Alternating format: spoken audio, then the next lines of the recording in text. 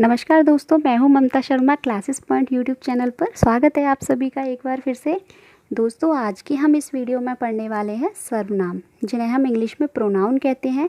आज उसी को हम हिंदी में समझने वाले हैं, यानी कि सर्वनाम। ठीक है, तो आराम से पढ़ेंगे। बहुत ही ईजी तरीके से मैं यहाँ समझाने वाली हूँ। इसकी सबसे पहले परिभाषा देखेंगे कि सर्वनाम कहते किसे हैं। तो देखेंगे, जो शब्द संज्ञा के स्थान पर प्रयुक्त किए जाते हों वे सर्वनाम कहलाते हैं। यानी जिन शब्दों का प्रयोग हम संज्ञा के स्थान पर करते हैं उन्हें क्या कहते हैं? हम उन्हें सर्वनाम कहते हैं। जैसे मैं, वह, तुम, कौन, जो इत्यादि। यानी बहुत सारे शब्द ऐसे होते हैं जिन्हें हम संज्ञा के स्थान पर प्रयोग करते हैं। अब दूसरी बात आती है दोस्तों, इसके भेद, यानी सर्वनाम के भेद कितने होते हैं। तो सर्वनाम के 6 भेद होते हैं। 6 के पहले हम नाम देखेंगे कौन कौन से भेद होते हैं, और जो 6 भेद हैं इनको हम एक एक करके डिटेल से भी पढ़ेंगे। ठीक है, तो पहला है पुरुषवाचक सर्वनाम, दूसरा है निश्चयवाचक सर्वनाम, तीसरा है अनिश्चयवाचक सर्वनाम, चौथा है प्रश्नवाचक सर्वनाम, पांचवा है संबंधवाचक सर्वनाम, छठवा है निजवाचक सर्वनाम। अब दोस्तों, हम इन 6 भेद को एक एक करके डिटेल से पढ़ेंगे। सबसे पहले पढ़ेंगे हम पुरुषवाचक सर्वनाम। तो पुरुषवाचक सर्वनाम किसे कहते हैं? जो सर्वनाम किसी व्यक्ति के लिए प्रयुक्त होता है वह पुरुषवाचक सर्वनाम कहलाता है। यानी इसमें समझने में ज़्यादा कठिनाई नहीं है, एकदम ध्यान से इसे समझेंगे। थोड़ा सा ध्यान देने की ज़रूरत है बस, कि वो सर्वनाम जो किसी व्यक्ति के लिए प्रयोग होते हैं उन्हें हम कहते हैं पुरुषवाचक सर्वनाम। जैसे मैं, तू, वह, तुम इत्यादि। अब दोस्तों, यहाँ पे एक बात है कि पुरुषवाचक सर्वनाम के 3 भेद होते हैं। कितने भेद होते हैं? 3 भेद होते हैं। कौन कौन से होते हैं वो? उत्तम पुरुष, मध्यम पुरुष और अन्य पुरुष। अब हम इसको तीनों को डिटेल से पढ़ेंगे। पहला देखेंगे हम उत्तम पुरुष। बोलने या लिखने वाला स्वयं अपने लिए जिन सर्वनामों का प्रयोग करता है उन्हें हम उत्तम पुरुषवाचक सर्वनाम कहते हैं। ठीक है, यानी जो बोलता है या भी लिखता है वो अपने लिए जिन शब्दों का प्रयोग करता है, यानी जिन सर्वनामों का प्रयोग करता है वो खुद के लिए करता है वो, तो उनको क्या कहते हैं? उत्तम पुरुषवाचक सर्वनाम। ठीक है, जैसे मैं, मेरा, वह, मुझको, मुझे, हम, हमारा इत्यादि। अब दूसरा है दोस्तों मध्यम पुरुष। अब यहाँ देखेंगे इसे कि जो वक्ता या लेखक, यानी जो कहने वाला है या फिर लिखने वाला है, वो अपने सामने वाले के लिए, यानी सुनने वाले के लिए जो सुन रहा है, अथवा पढ़ने वाले के लिए, यानी जो वक्ता या लेखक सुनने वाले अथवा पढ़ने वाले के लिए जिन सर्वनाम शब्दों का प्रयोग करता है उन्हें कहते हैं हम मध्यम पुरुषवाचक सर्वनाम। जैसे तू, तुम, तेरा, तुमको, तुम्हें, आप इत्यादि। अब देखेंगे हम अन्य पुरुष। यानी पहला क्या था हमारा? उत्तम पुरुष, जिसमें बोलने वाला या लिखने वाला स्वयं के लिए प्रयोग करता है सर्वनाम का। और मध्यम पुरुष में क्या था कि जो वक्ता है या लेखक है वो सुनने वाले या पढ़ने वाले के लिए जिन सर्वनामों का प्रयोग करता है। अब तीसरा है अन्य पुरुष, यानी जिसके बारे में हम बात कर रहे होते हैं।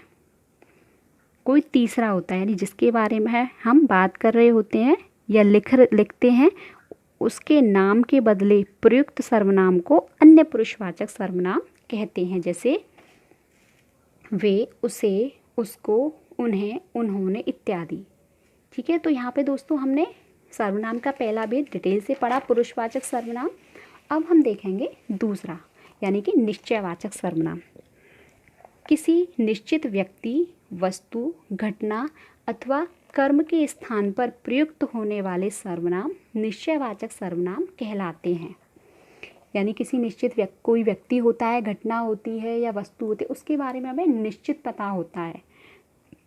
अर्थात अगर दूसरे शब्दों में हम इसे समझें कि जो सर्वनाम किसी निश्चित व्यक्ति या वस्तु की ओर समीप या दूर से संकेत करते हैं, किसी वस्तु या किसी व्यक्ति की ओर निश्चित संकेत करते हों, वो कहलाते हैं हमारे निश्चयवाचक सर्वनाम। ठीक है, उदाहरण से समझेंगे। गीता का विद्यालय यह नहीं, वह नहीं, यह है। यानी हमें निश्चित का बोध हो रहा है, यानी उसे पता है कि उसका विद्यालय वह नहीं है, वह नहीं है, यह है। तो हमें निश्चित पता है कि यह विद्यालय गीता का है, वह नहीं है, यह है। जैसे यह नीरज का भाई है, भाई हो सकता है या भाई होगा ये नहीं, हमें निश्चित पता चल रहा है कि यह नीरज का भाई है। तो कहने का मतलब यह, जहाँ निश्चितता का बोध होता हो, यानी निश्चय पता हो, कोई भी घटना या व्यक्ति या वस्तु का निश्चय ज्ञान हो, वहाँ होता है हमारा निश्चयवाचक सर्वनाम। ठीक है, अगला है अनिश्चयवाचक सर्वनाम। जो सर्वनाम किसी अनिश्चित व्यक्ति या वस्तु के लिए प्रयुक्त होते हैं उन्हें अनिश्चयवाचक सर्वनाम कहते हैं। यानी वहाँ निश्चयवाचक सर्वनाम था, निश्चित पता था, अब यहाँ पर जो है हमें निश्चित नहीं पता, यानी अनिश्चयवाचक है। जैसे कोई दरवाजे पर है, यानी हमें निश्चित नहीं है कि कौन है, कोई भी हो सकता है, क्योंकि हमें उसका पता नहीं है, तो यह अनिश्चय है। जैसे दाल में कुछ पड़ा है, घर में कोई आया है, तुमने कुछ सुना क्या, तुमने कुछ बोला क्या, मैं बाज़ार से कुछ ले लूँगा, है ना, कुछ लोग यहाँ पर आए थे। तो यहाँ पर जो है हमें निश्चित पता नहीं होता है कि क्या है, कितने, मतलब क्या व्यक्ति है, क्या सर्वनाम है, क्या है, किसी के बारे में हमें निश्चित पता नहीं है, लेकिन ये पता है कि हाँ है।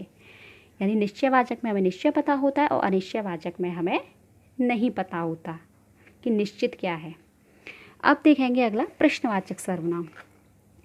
प्रश्नवाचक सर्वनाम वे सर्वनाम हैं जिनका प्रयोग किसी व्यक्ति या वस्तु के संबंध में प्रश्न पूछने के लिए किया जाता है।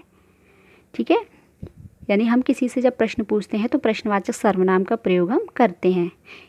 कैसे? जैसे हम शब्दों को देखेंगे, कौन, क्या, किसने, किसे आदि। उदाहरण से समझेंगे, कौन आया है। भाई जब हम किसी से प्रश्न करते हैं तो प्रश्नवाचक शब्द से ही तो पूछेंगे किसी से, तो क्या होगा, वहाँ प्रश्नवाचक सर्वनाम होगा। यानी प्रश्नवाचक सर्वनाम वो सर्वनाम होते हैं जिनका प्रयोग हम किसी व्यक्ति या वस्तु के संबंध में प्रश्न पूछने के लिए करते हैं, है ना। वो सर्वनाम क्या कहलाते हैं, वो प्रश्नवाचक सर्वनाम कहलाते हैं। जैसे तुम क्या खा रहे हो, पानी किसने मंगवाया, घर पर कौन आया है ना। तो इस तरीके से अब देखेंगे छठवां संबंधवाचक सर्वनाम। वाक्य में आए व्यक्तियों या वस्तुओं के साथ संबंध बताने के लिए संबंधवाचक सर्वनाम का प्रयोग होता है। यानी किसी व्यक्ति या वस्तु का जब संबंध बताया जाता है तो क्या होता है, वह संबंधवाचक सर्वनाम होता है। जैसे जो बोएगा वही काटेगा। अब यहाँ संबंध बताया जा रहा है ना कि वो जो बोएगा, किसका संबंध है, वही काटेगा, ये दोनों में संबंध है। जैसे जिसकी लाठी उसी की भैंस, है ना, जिसकी लाठी उसकी भैंस। जो परिश्रम करेगा वही सफल होगा। यानी हमें वाक्य में जब कोई व्यक्ति या वस्तु का वर्णन होता है तो उन दोनों में संबंध जब बताया जाता है तो संबंध बताने के लिए हम जिन शब्दों का प्रयोग करते हैं वो संबंधवाचक सर्वनाम कहलाते हैं। जो, वे, वही, उसकी, है ना।